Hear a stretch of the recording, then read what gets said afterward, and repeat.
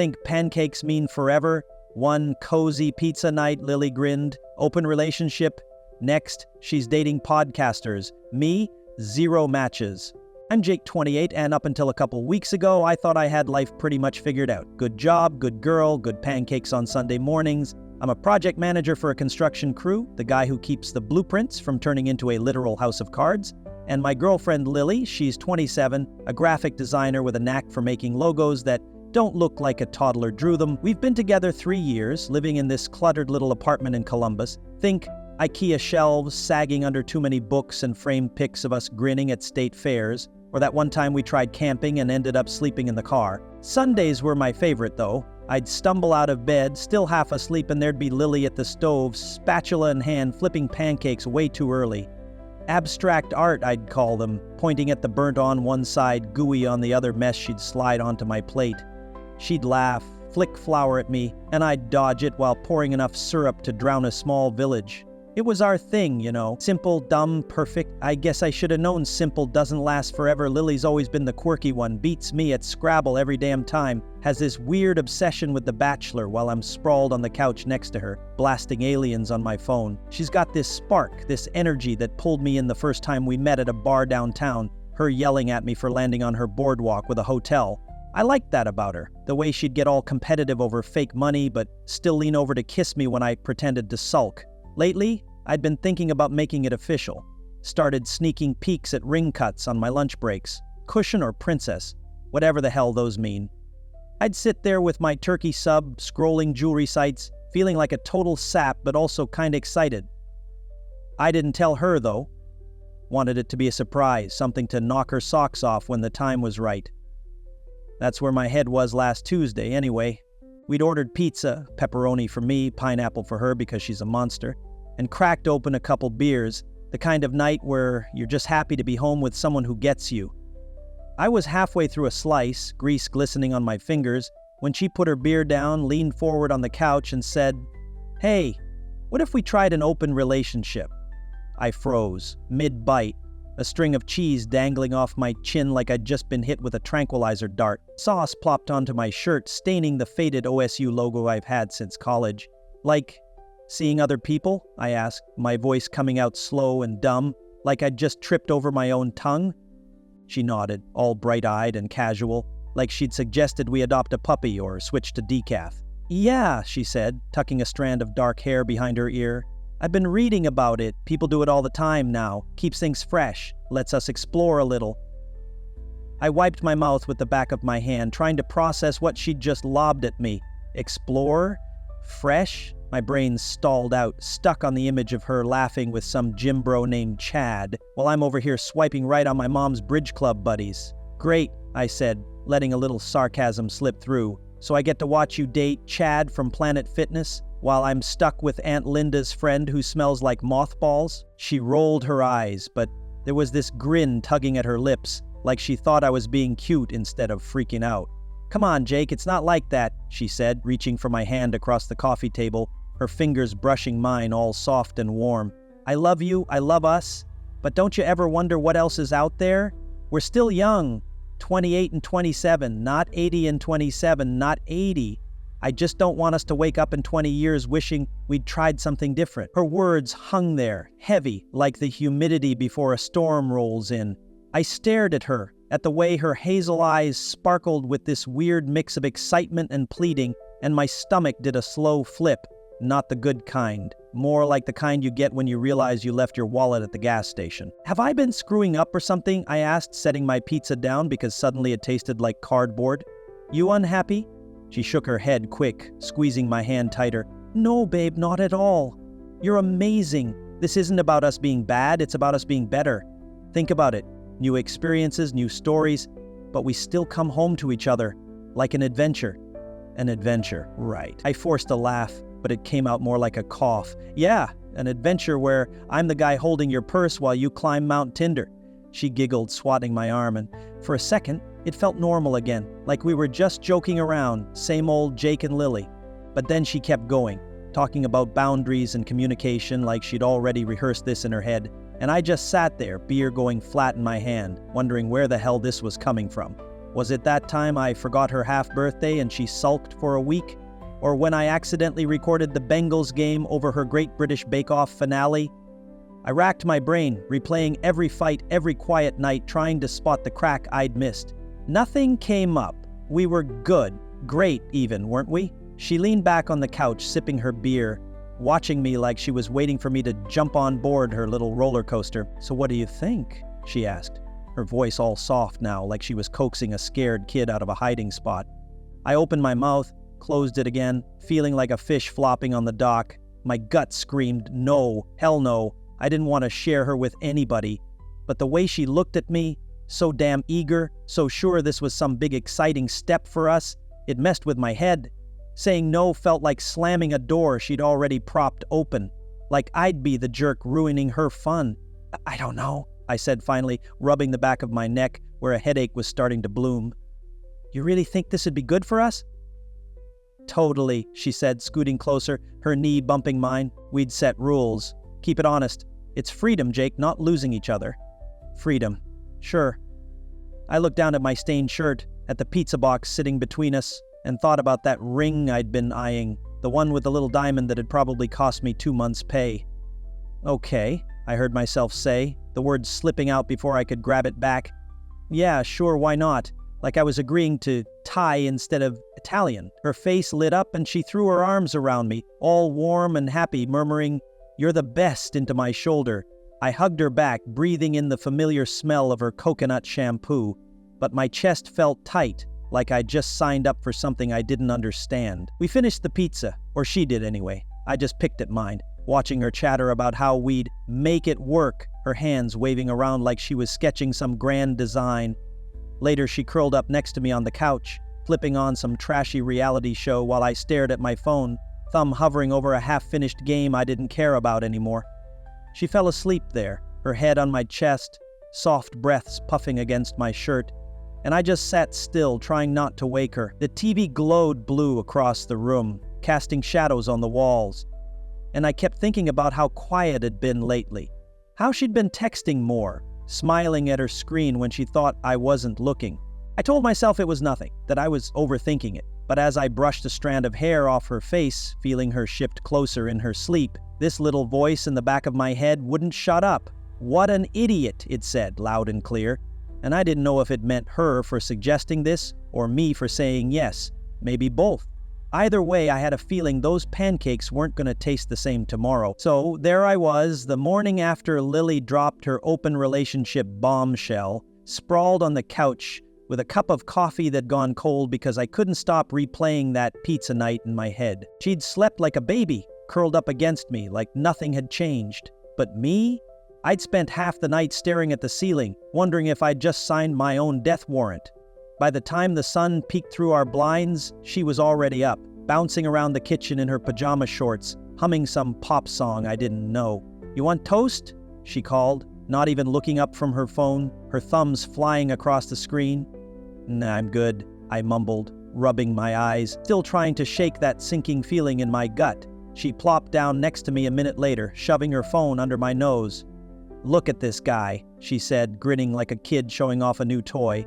"He's a craft brewer. How cool is that?" I squinted at the screen. Some dude with a beard and a flannel holding up a pint like he'd invented beer. "Yeah," I said, leaning back. "Nothing says soulmate like IPAs in a man bun." She snorted, elbowing me in the ribs. "Don't be a jerk, Jake. He seems nice." "Nice? Sure."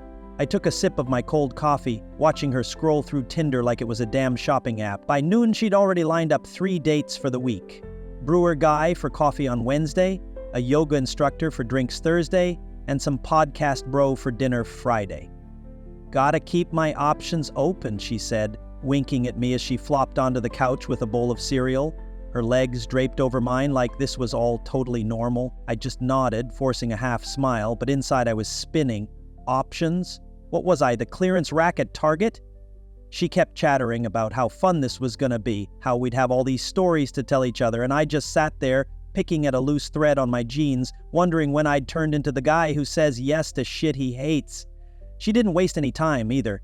Wednesday rolled around, and there she was, digging through her closet like she was prepping for the office. "How's this?" she asked, twirling in a black top I'd never seen before. paired with jeans that hugged her in all the right places. "Great," I said, my voice flat, because what else was I going to say? She grabbed her keys, pecked me on the cheek, and bolted out the door, leaving me with a sink full of dishes and a rerun of The Office I'd seen 100 times. I scrubbed a plate harder than I needed to, the sponge squeaking against the ceramic, trying to drown out the stupid voice in my head, asking where she was going, who she was laughing with. She came home late that night, hair all messy, humming a tune I didn't recognize. "Hey," she said, tossing a new leather jacket, one I hadn't paid for, onto the couch. "Hey," I muttered back, pretending to be engrossed in Jim pranking Dwight. She flopped down next to me, kicking off her boots, and started texting someone, her fingers tapping away while I stared at the TV, not seeing a damn thing. Thursday was worse. She spent an hour getting ready, curling her hair, painting her nails, the whole deal. "Yoga guys got this chill vibe," she said, dabbing on lip gloss in the bathroom mirror while I leaned against the doorframe brushing my teeth. "Chill vibe," I echoed, spitting toothpaste into the sink. "What's that mean? He's gonna downward dog you into a craft cocktail?" She laughed, swatting my arm with her hairbrush.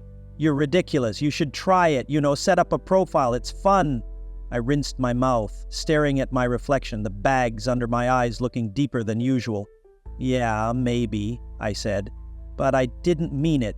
Fun wasn't the word bouncing around my skull, more like, what the hell am I doing? She didn't even ask if I wanted to order takeout first, just breezed past me in a cloud of perfume saying, "Don't wait up," like I was her damn roommate. I didn't. Well, I tried not to. Ended up pacing the apartment instead, kicking at a stray sock she'd left on the floor, the TV blaring some infomercial about a blender I didn't need. She rolled in past midnight, giggling to herself as she stumbled out of her heels, her phone lighting up with a text she didn't bother hiding. "Good night?" I asked, keeping my eyes on the screen where a guy was yelling about chopping vegetables. "So good," she said, flopping onto the couch, her head lolling back. "He's hilarious. Told me about this one episode where he interviewed a goat farmer." Still, when she left, I pulled out my phone, downloaded Tinder, and fumbled through a profile like a guy trying to assemble IKEA furniture without the instructions. "In a relationship but allowed to flirt," I typed, then deleted it because it sounded like a cry for help. I uploaded a blurry pic from a fishing trip last summer, me holding a bass, grinning like an idiot, and waited. Nada. 0 matches. Apparently my charm's limited to Lily and the guy at Home Depot who calls me buddy, I muttered to myself, tossing the phone onto the couch like it had personally insulted me. Friday hit, and she was out the door again. Podcast dude this time, some guy who probably owned too many microphones and thought content creator was a real job. "A goat farmer, Jake," I nodded, gripping the remote a little tighter. "Sounds like a riot," I said, but she was already texting again, her thumbs a blur, probably telling podcast bro how much fun she'd had. The weekend was when it really hit me, though. Sunday morning came, and I woke up to an empty bed. No clatter of pans, no smell of batter sizzling on the stove. I shuffled into the kitchen, rubbing sleep from my eyes, and there was a note on the counter. "Brunch with the girls. Back later. Brunch with the girls. Code for hangover recovery. I'd bet my left nut on it. Our pancake tradition, gone. Just like that." I stood there staring at the note, the quiet pressing in around me like a weight. Made myself a bowl of cereal instead, but it tasted like sawdust, and I ended up dumping half of it down the drain. Sat on the couch after, flipping through channels, landing on The Bachelor because why not rub salt in the wound? Lily's voice echoed in my head. "It's freedom, Jake," and I laughed, a sharp, bitter sound that bounced off the walls. Freedom. Felt more like I was living the dream, helping my girlfriend pick filters for her hookup selfies while I sat here with a soggy bowl of Cheerios and a front row seat to my own slow-motion train wreck. She came back that afternoon, all chipper and sunburned, plopping a to-go cup of coffee on the table like a peace offering. "Missed you," she said, kicking off her sandals, but her eyes were already on her phone, scrolling through pics she'd probably snapped with Brewer, Guy, or Yoga Bro. "Yeah," I said, leaning back, arms crossed over my chest. "Missed you too." She didn't catch the edge in my voice, or didn't care. just kept swiping, smiling at whatever was lighting up her screen. I watched her, the way her hair fell over her shoulder, the way she tucked her feet under her like she always did, and something twisted in my chest. Not anger, not yet. Just this dull ache, like I was losing something I couldn't name. I told myself she'd get bored of this, that she'd come back to me, to us, to those dumb Sunday mornings. Spoiler, she didn't. And as I sat there, staring at her empty side of the bed later that night, the sheets still crumpled from where she'd slept, I realized I wasn't just waiting for her to stop. I was waiting for me to figure out what the hell I was going to do about it. A couple weeks into this open relationship mess, I was starting to feel like a ghost in my own apartment there, but not really, just floating through the days while Lily twirled around like she'd unlocked the secret to life. She was out again that Friday night, probably with Podcast Guy, judging by the way she'd been rattling on about his deep thoughts over breakfast. I'd grunted something about work, shoveled oatmeal into my mouth, and let her chatter fill the silence. By the time she left, dolled up in that leather jacket and a skirt I didn't recognize, I was already halfway out the door myself. Not for a date, mind you, just to grab a beer with Mike. He'd been texting me all week saying stuff like, "You okay, man? You've got that kicked puppy vibe going." I brushed him off. But truth was, I needed the noise of a bar, the clink of bottles, anything to drown out the quiet she left behind. So there I was, pulling into Rusty's Tap downtown, this dive we've been hitting since college. Mike was already at the bar, nursing a Bud Light, his ball cap tipped back like he was ready to solve all my problems with one bad joke. "You look like shit," he said as I slid onto the stool next to him, clapping me on the shoulder hard enough to make me wince. "Thanks," I muttered, flagging down the bartender. "Rough week." He smirked, taking a swig.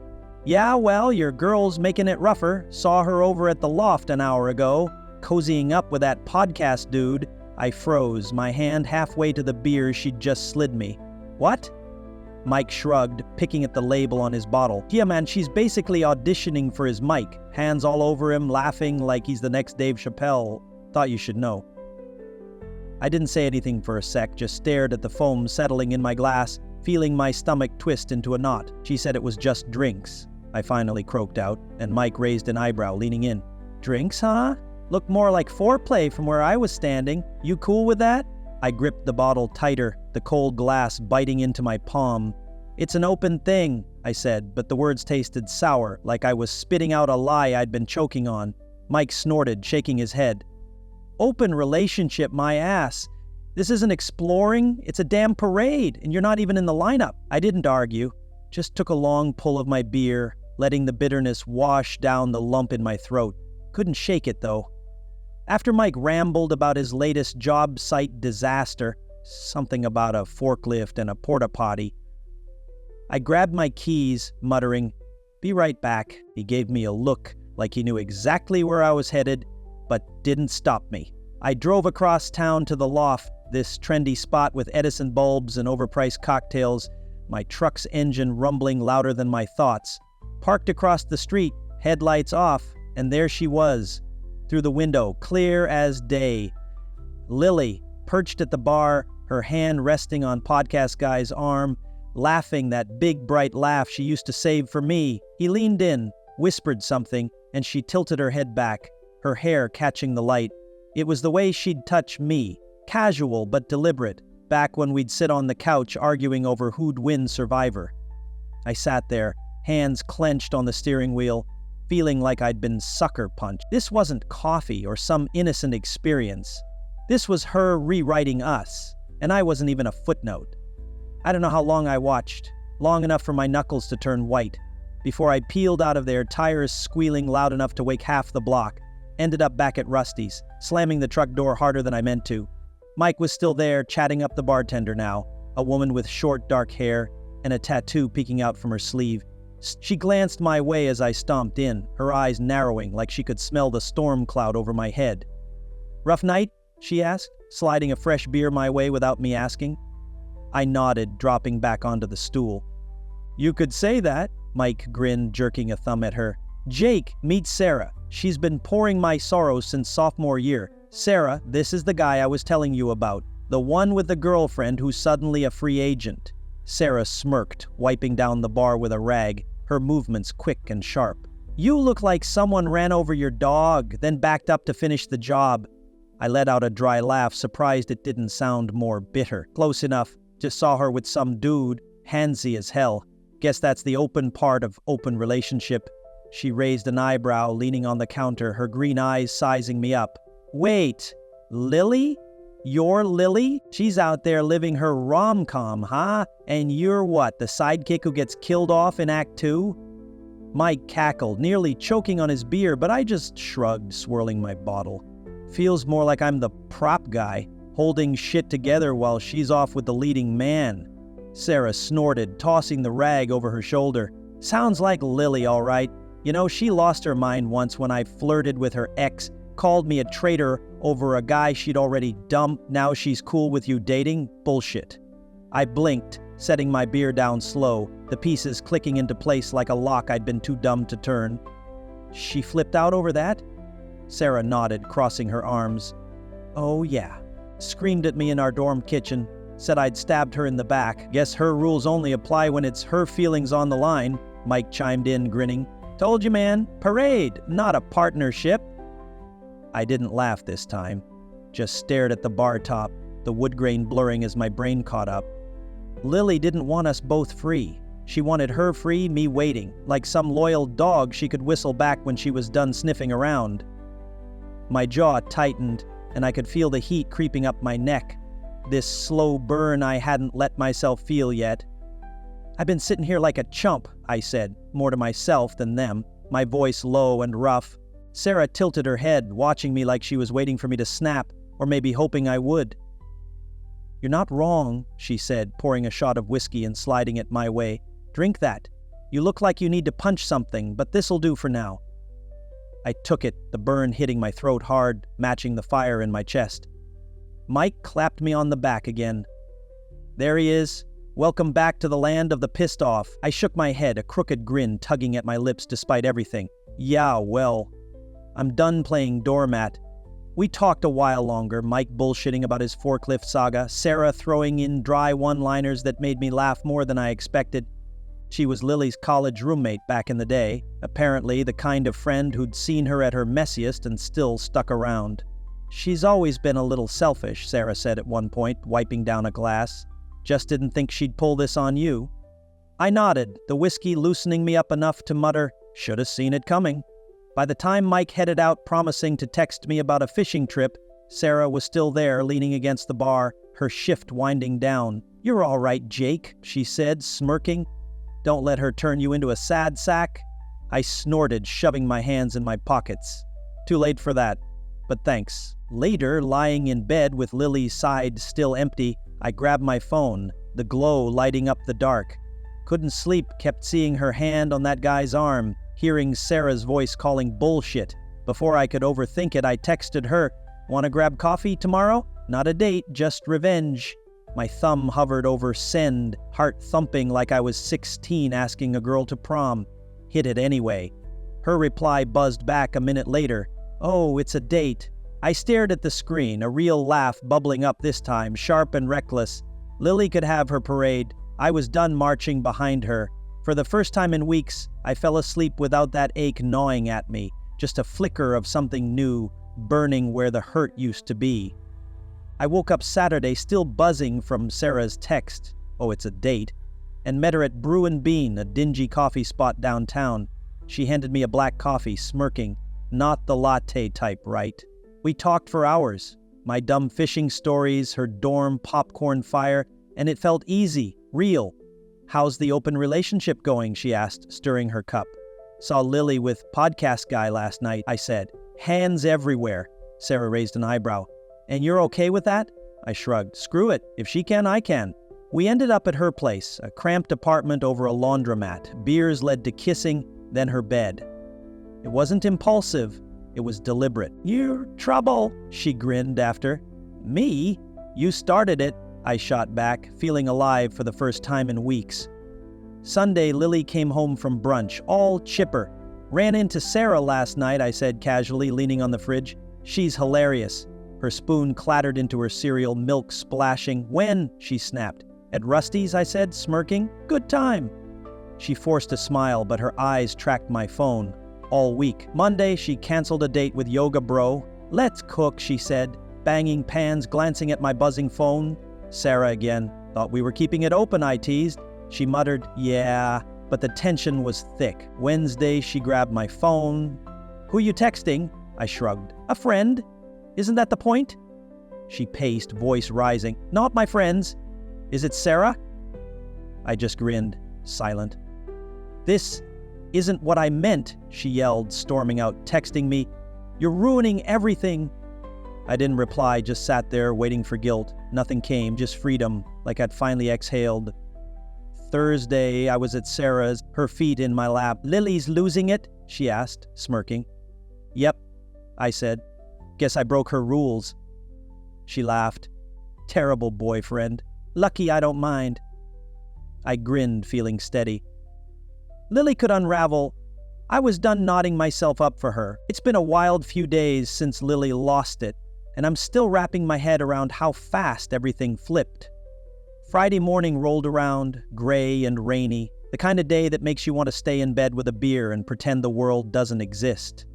I was nursing a coffee, staring out the kitchen window at the drizzle streaking down the glass, when I heard the front door creak open. Lily walked in, her hair damp and plastered to her forehead, dragging a duffel bag that thumped against the floor like it was mad at her too. She didn't look at me right away, just stood there in the doorway, water dripping off her jacket onto the rug we'd picked out together at Target last year. "Hey," she said finally, her voice small, like she'd rehearsed it but forgot the lines.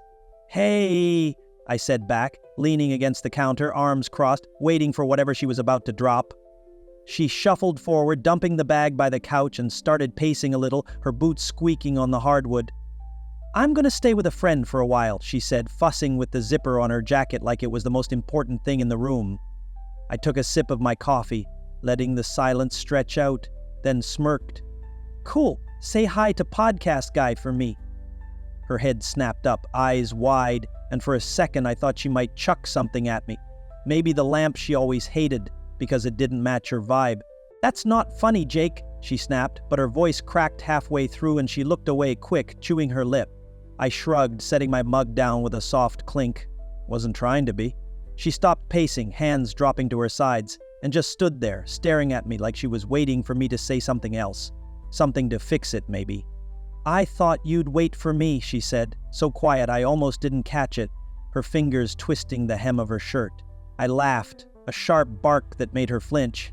"Yeah, well, I'm not your Netflix subscription, Lil. You don't get to pause me while you binge something else." Her face crumpled then. Not crying exactly, just this weird mix of shock and hurt, like she'd finally realized the game was over and she'd lost the controller. "I didn't mean for it to go like this," she mumbled, grabbing her bag again, hefting it over her shoulder. "I know you're pissed, but we could—" "Ah," I cut her off, shaking my head. "We're done here." She froze, mouth half open, then nodded slow, like she was convincing herself it was real. She grabbed a couple more things, her favorite mug, that scarf I got her 2 Christmases ago, and headed for the door. "I'll be back for the rest later," she said, not looking at me this time. And then she was gone, the door clicking shut behind her. I stood there, listening to the rain tap against the windows, feeling the apartment settle into a quiet that wasn't heavy anymore.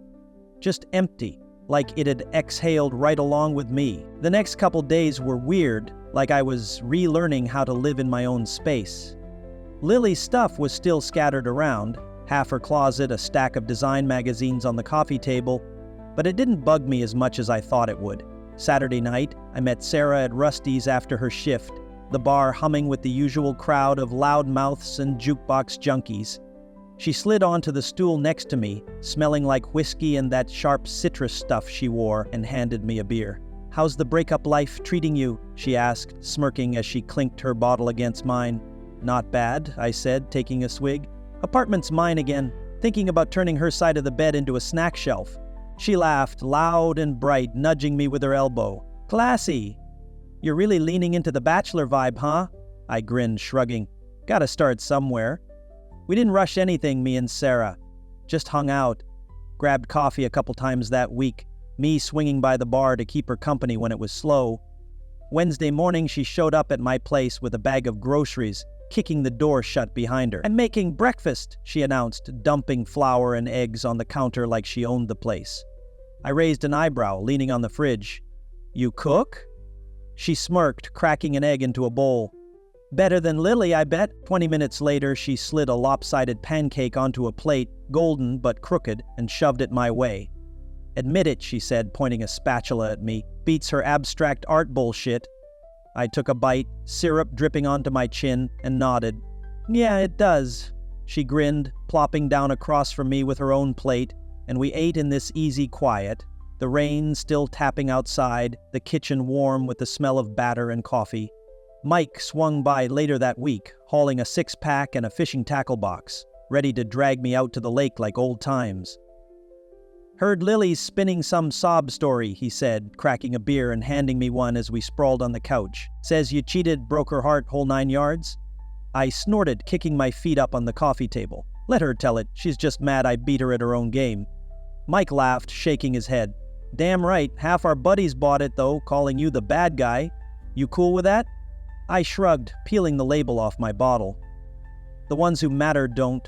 You're still here, right?" He clapped me on the shoulder, grinning. "Always, man. Gotta keep you from turning into a hermit with your snack shelf. Sarah's not the answer to everything, I'm not that naive. But she's a hell of a start, showing up with her crooked pancakes and her sharp laugh. Filling up spaces I didn't know were empty. Life's messy, you know. You burn a few pancakes, screw up the heat, then figure it out." I sat there, eating alone, the rain easing up outside, and felt this weird mix of bittersweet and okay. Like I'd lost something big, but found something else. Something I could hold on to without second-guessing. Later, I thought about posting this whole mess on Reddit, spilling it all like some late-night confessional. So yeah, that's my shit show, I'd write, imagining the comments rolling in, some roasting me, some cheering. Thoughts? And no, I'm not sharing Sarah's pancake recipe. She'd kill me. For now, though, I just finished my breakfast, the plate clinking into the sink, and let the day stretch out ahead of me open and mine.